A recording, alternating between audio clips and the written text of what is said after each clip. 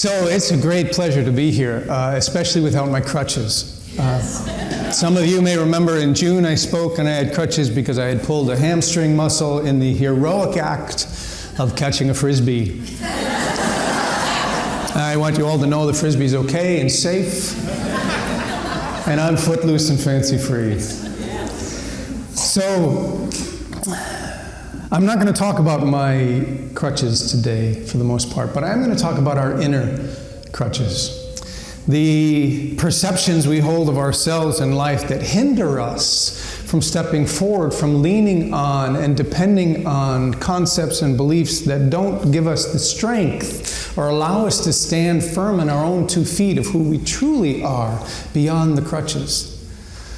That means standing firm in the truth of who we are, both in a spiritual sense, the unlimited reality that is our nature, but also in the human expression of that, uniquely as each of us. How do we stand firm in that without apology and without shame? How do we do that? Well, we have to be free of our crutches. How do we do that? Well, I'm about to lay the tracks for the train now for a few minutes. That's what my talk is about. I'm going to start with a quote by, and I hope I get his dear name right. He spoke here last month. I'm going to say Dr. Edward Fillion. Got it. All right. He said, these are chaotic times. And we just heard Dr. Lola speak about the litany of things that are happening on this planet, which are chaotic, in addition to the challenges among human beings, the racism and ageism and genderism and all of those perceptions that we have of each other that keep us separate and in pain and in fear. So these are chaotic times, and they can, listen to this word, they can seduce us into hatred and separation. It's a powerful word, seduce, tease us, make us forget who we are and believe in hatred and rage and our inner emotions that we carry with us every day. So these are chaotic times, and they can seduce us into hatred and separation, but there is this powerful force for good in the universe that waits for our attention so it can guide us again and again and again and again. So how do we access that power for good, the powerful force for good? How do we do that? Well, it takes some work. How do we remember that we are, that is the animating force of our essential being? There is not an it and a me. There is not an it and a me. If there is, I'd like somebody to walk and show me, because I've been looking for a long time, as have millions and billions of people seeking that which we're looking for. When we realize that what we're looking for is looking out of our eyes, that is the it we're looking for. We get to be the love that we've been seeking, the wisdom we've been wanting, yearning for. We are that. And so the filters that we carry with us that say, I'm not good enough, or something's faulty, or I'm too this, or I'm too that, or my body's not the way it should be, or my skills are not enough, or just period, I'm not enough. That filter that we look through, I'm going to talk with you about more in a minute, about how to actually be free of that. How to feel what it feels like to not have crutches, to be able to move and dance and touch and make love to life and just be alive without our crutches. So how do we do that? Well, it takes some inner work. We have to name, claim, and own our own stuff. I'm sorry, was that a mm-hmm? I like those mm-hmm. But I tell you what, I'm going to make it easy for you. I'm going to take all the work aside. I'm going to give you a little shortcut. Everybody likes shortcuts. So how to be in the world of chaos and craziness and all the terrible things that stimulate us. I'm going to give you a little shortcut. So some of you know that I was an actor for many years in shows like Mad About You and Law and Order and really high quality shows years ago like Dallas. I was on the ranch. So I was an actor, and for many years during my career, I was I was on a spiritual journey, and I wrote one-man shows and toured here and in Europe and stuff. I've really been around the block a few times. And in my show, I created characters that look at these spiritual principles. So I'm going to share them with you because they're going to give you the shortcut. The first character is Johnny Cappuccino. He's from Brooklyn. He talks like this, how you doing? I want you to know that I had my spiritual awakening when I was in prison. Now don't make me come to your house and make you remember the truth to who you are. Don't do that, because I love yous. Another character is preacher Billy Bob. Yes, praise God. I know I can feel the infinite in this room right now. I can see it looking at me. I feel it. Praise God. Hallelujah. I want you to say amen after I say hallelujah. Here we go. Praise God. Hallelujah. Amen. It feels good, doesn't it? Yes. As preacher Billy Bob, and the character that's going to give you the shortcut to living in a chaotic world strong in yourself is Moishe Finkelstein. What are we talking about today? I want that you should know, before you criticize your enemies, walk a mile in their shoes. Because that they, when you criticize them, you're a mile away and you have their shoes. So this is how you can deal with a chaotic world. But if by chance you can't get their shoes, what do? How do we stand firm with such chaos, with such images like Charlottesville and the terrible things that are going on that we see in YouTube and social media and the news, the media, which is preoccupied with perpetuating this untruth of our separation, hatred, and fear? How do we stand firm? Well, there's 3 steps we have to take. The first one is to know that the work has to be done here. Yeah, we're going to be doing work out there, but if it's not done here, what we create becomes temporary. Because we perpetuate the same that we're trying to change out there by not changing it here. So we have to do it inside. Meditation, prayer treatment, therapy if that's important and strong to you, doing the oneness work, doing the foundations training, find the language, find the way to step into your skin with what's true for you about the truth of oneness. You have to find that path as an individual. And then you have to find other people. You have to find other people who are doing the same thing. You have to find other people so you can stand in front of them and watch your stuff come up, and in that moment say, wait, what's that? What's that trigger? Right, I'm perceiving, I'm judging. Right, okay, let me take a breath, drop that. Who am I without it? You have to have people to do that with. Now, I don't know where you're going to find that community. You could Google it. Google will give you some stuff. Bodhi's amazing. It's amazing. It's amazing because Bodhi is not a thing. It's not an entity. It's not a place. Yes, it has 4 walls here. But what is Bodhi? This is Bodhi. You sitting in that chair today is what Bodhi is. You see, we are that thing we're seeking. We come here to get inspired because we have speakers and leadership and practitioners and music, and we have us. This is the work. So we have to step among us and face each other and go, okay, what's coming up? Okay, I own that. I let it go. Who am I without it? You know, what you find out is you're a lot of love. You know, you just find out. What does it feel like to be that? What does it talk like? What does it move like? What's the tone of its voice? Does the voice go back to when I was 8 years old? Does it go up here all the time? Does my voice do this? Sometimes it does. I catch this sometimes. Our voice, our vocal cords are lived by what we are. So if we're limiting ourselves to the perceptions of what we used to be, that's what we experience life as. The actual focus or name of my talk is from here to now, from the mind to the moment. And let me explain what those terms are. Here, meaning we have thoughts and beliefs and perceptions and memories and revenge and resentment and unfinished business. That's all here. It's in the background. We're looking here in this moment, but stuff is happening around us in our experience. That's here. But if you notice, much of that is what was. In this moment, sitting here, yes, we have to pay rent. Yes, that'll have to happen. We have families and mouths to feed, and we have to keep our body healthy. We have food to get. Yes, all of that's true. But if we're worried about all of that, we don't need those memories in the suitcases that come with them on the emotional level.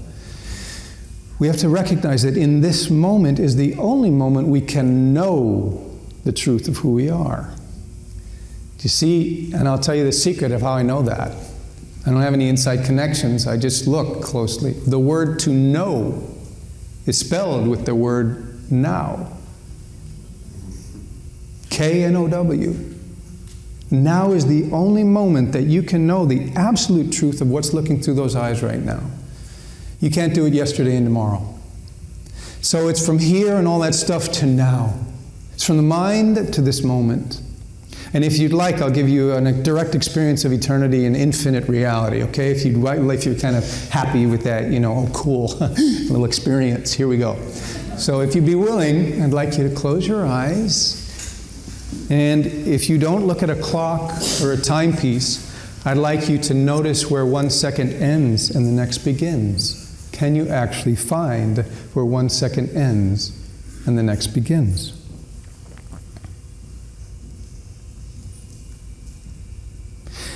It's hard to do, isn't it? Because time is a construct we use to function, but it's actually a human-made actuality. It's not real. We need it, but you are that timeless reality which is observing this moment. That's your actual nature. You are not memory. You are not a fantasized virtual reality of the future. This observing and hearing of my voice is the truth of what you are, with nothing added or subtracted. So you can open your eyes now if you'd like. So that is the reality of what we are, and within that, life happens. So our job is to begin to notice what's coming in. Am I going to identify with it, get on the horse and ride this old thing I've known forever? Or am I going to notice the horse, give it an apple, take its saddle off and say, go be free. And we're still here with things learning to come and go rather than us getting on every horse of memory, right? So we have to do this work inwardly, then we find community, and then we go into this world, this amazing universe that is made up of all of us of all colors, shapes, sizes, races, religions. And we do what is on someone's t-shirt. We create the beloved community. What is that really? Martin Luther King popularized the phrase, but in truth it was created in the late 1800s by a man named Josiah Royce. He was what I call an ethical Christian who believed Christianity was meant to create a human community that loved each other. And each unique individual had infinite worth. So Martin Luther King Jr. popularized that phrase in many of his talks, but you know what's really cool about Martin Luther King and the civil rights movement was it wasn't just a faith-based movement of Martin Luther King and civil rights and social rights. It was a uniquely spiritual journey. Some of you may not know it had input from many different angles. Then Martin Luther King had a very good buddy, a good friend named Thich Nhat Hanh. Yeah, the Zen Buddhist monk who is a proponent and a global speaker of peace. Yeah, you see, the civil rights movement isn't just about civil rights, it's about human evolution. All spiritual journey leads us back to this type of integration of faith-based, reality-based, social, economic-based, but deeply inside it's a spiritual journey that we're on. I want to read what Martin Luther King said. There is another element that must be present in our struggle that then makes our resistance and nonviolence truly meaningful. It gives us the reason. That element is reconciliation. The word reconciliation means again, with. C-O-N means with. To create withness again. To reconcile. Our ultimate end must be the creation of the beloved community. Globally, he had a vision for this earth. In the South, and the challenge of racism, but as a planet, as a species. And then I want to read what Thich Nhat Hanh said. I remember that last time I met Dr. King, and we spoke about community building. Unfortunately, King was killed not long after that, and I vowed to myself that even in exile, I would redouble my efforts and put all my energy into the practice of building the beloved community that we had discussed together. You see, this work that we're doing at Bodhi isn't just about our personal lives. Yes, it is about that. How do you deal with your family, your loved ones, rent, work, associates, aging, dying? How do we deal with all that? But I just want to say right now that this gathering is not about us just individually. It's about a species of humanity evolving and rising in consciousness. That's our work. And it takes place individually. This is the magic of how this was all built. We have to do the work, and as we do it, humanity's happening. We are humanity. It doesn't exist out there. It does in a way, but you are it. So if you evolve personally, the species just evolved. You see, so this is not easy because the world is just full of so much pain. But I want to say something, and I can't not say it. There are billions, sound like, what's his name from the program? Billions and billions of, I don't know. Some of you don't know and still wondering, I can tell by your face. Twilight, no, not Twilight Zone. Cosmos, the guy who used to do Cosmos. Hey, Carl Sagan, there are billions and billions of stars out there. There are billions and billions and billions and billions of human beings, members of this species, who know how to love. See, we're tricked, seduced by media and by this perpetuation of the lie of separation and hatred and fear. See, we're seduced. I am too. I mean, I watched some of those images of some of the faces down in Charlottesville, the men carrying torches and screaming, and the vitriol and rage and, I have to say, agony in their faces. You know, the agony is they're lost. They're afraid. They're deathly afraid of life and others. That to me is agony. So, and they project that into the world, creating violence, unfortunately. And so our job is to do the inner work, find others to work with. That's number 2. Number 3 is expand in the community of life, of the world, institutions, nonprofits, work here at Bodhi, going into the community of Chicago and beyond. Those are the 3 steps. And it's not easy, and we are being seduced and oftentimes pulled, enticed to go back into these emotions that we all carry. All of us do, by the way. There's no one that doesn't. Our job is to notice them before they take action and hurt ourselves and others. And there, I'm going to tell you a story about that pain and the power of victory over it. She was 17 years old. She lived in 1965, and she was picketing down in a little town outside of Montgomery, Alabama. This was a year after the Civil Rights Act had been passed. And they were picketing outside this establishment that was still segregating. And the police put them in jail, obviously illegally. But in this group that were picketing were also the clergy and laymen of other faiths. This was part of the Civil Rights Movement. And people came from all over, all colors. And they were let out a few days later from the jail, and they were standing outside of the jail and trying to decide what to do. And in this group was a gentleman named Jonathan Daniels, and he was a white seminary student, 26 years old. And the woman's name that I'm speaking about, who was 17 at the time, her name was Ruby Sales. And Ruby had been trained. Her family and her church would not allow the word hate. They were practicing nonviolence, book study. They were working on what nonviolence means, not just as a theory, but how to live it amidst a terrible atmosphere in the South and in this nation.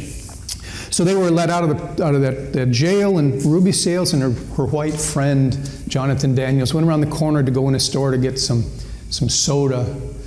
And they walked in, and there was a deputy of this small town who had a shotgun, and he pointed at Ruby Sales and he started screaming at her, and Jonathan Daniels pushed her out of the way and took the shot and died instantly. Ruby was traumatized for 7 months, could barely speak. She had a lot of opportunity to be seduced, to hate, a lot.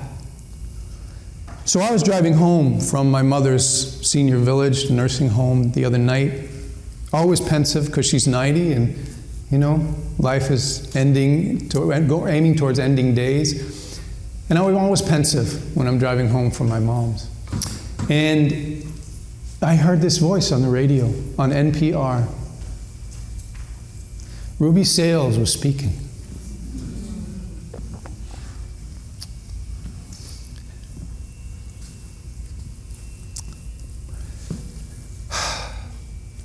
In her life, she had a lot of opportunity to hate. And I had to pull over into the parking lot because I couldn't leave the car because her voice was so powerful. But grounded, listen to that, grounded. from her life experience. Still, she was not hating. And she said this quote that I listened to. She said, I cannot control the universe, but I can control myself. And you will not coerce me to hate.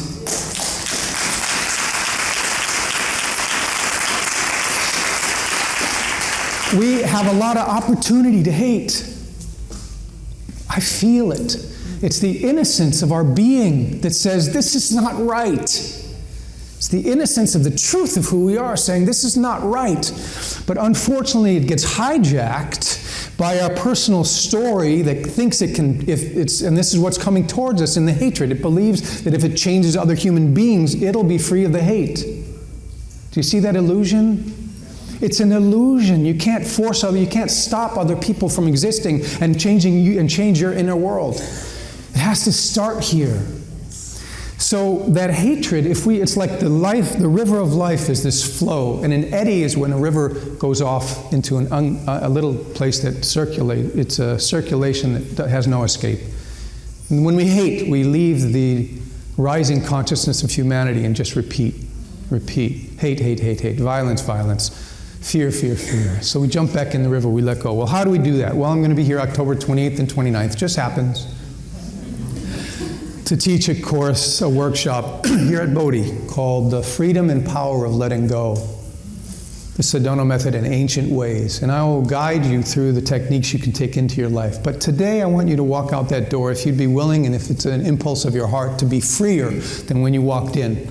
So if you'd be willing to do this with me, I'm going to just guide you through this very short process, just a couple of minutes. So I'm going to give you 10 seconds, and I'd like you internally to decide on something that you've been holding on to, some resentment, some unfinished business, some wishing that a divorce didn't happen, or a conversation this morning, or your sleep, or 50 years ago, something that didn't go the way you wanted it to.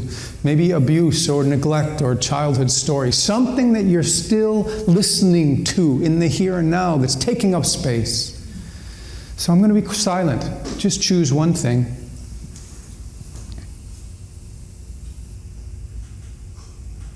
Okay, good.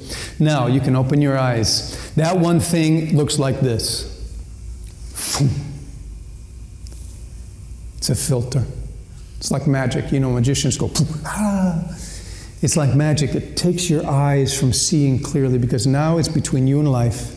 That which used to be becomes that through which you see what is. And so you're not seeing what is, you're seeing what was over and over and over again. And you see how I am the infinite presence of God looking through, and I can't even really see very clearly now. I can see a little bit. That's what our filters do to us. So if you'd be willing to be free of that in a moment, if you would, please raise your hand like this with me. And close your eyes briefly. And just imagine that what you're holding up right now as your hands are that old familiar belief, feeling, story. And no matter what you do, don't put your hands down yet. It will get tiring if you stay like this for the rest of your life. How long do you want to hold on to this past story, belief, feeling, event? You'll notice you may begin to get tired. It's tiring, my friends. It's exhausting to hold up what used to be. So now take a gentle breath. And on the breath out, lower your shoulders, your arms, and allow gravity to have your hands and take them gently down to your lap. And now just notice with your eyes closed, what is it like to be free of that?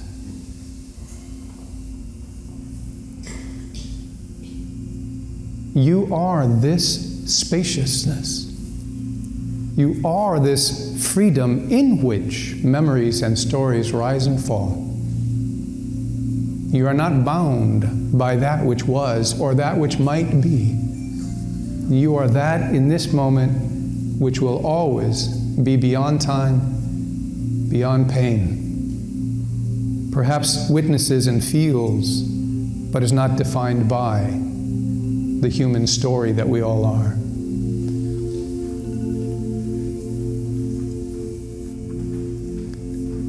So now you can allow your eyes to open, please, if you would.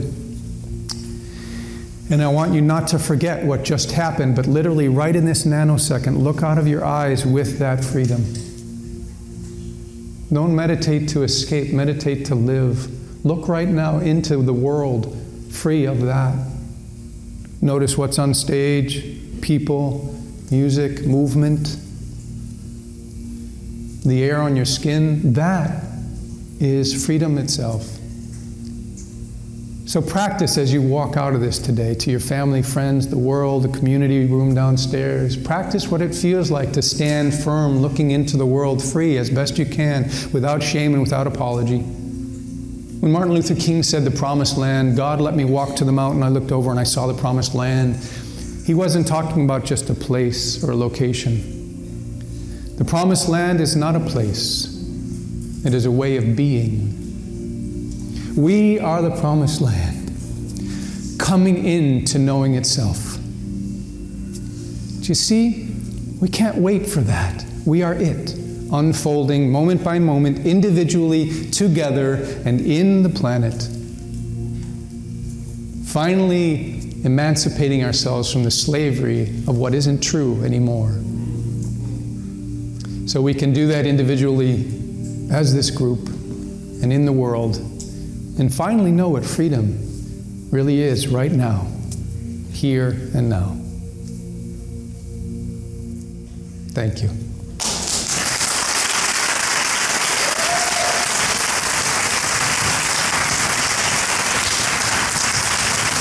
Thank you.